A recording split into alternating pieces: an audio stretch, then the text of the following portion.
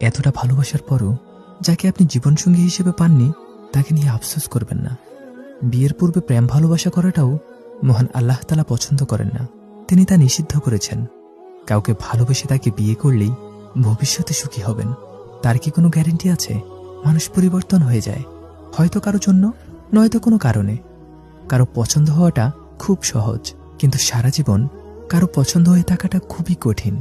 তাই আল্লাহ যাকে আপনার জীবনসঙ্গী হিসেবে পছন্দ করেছেন তার প্রতি সন্তুষ্ট থাকুন এবং প্রাণ উজাড় করে ভালোবাসুন, কারণ সে আল্লাহর পক্ষ থেকে আপনার জন্য উপহার। আর যাকে হারিয়েছেন তাকে আপনি পছন্দ করলেও আল্লাহ তাআলা হয়তো আপনার জন্য তাকে পছন্দ করেননি।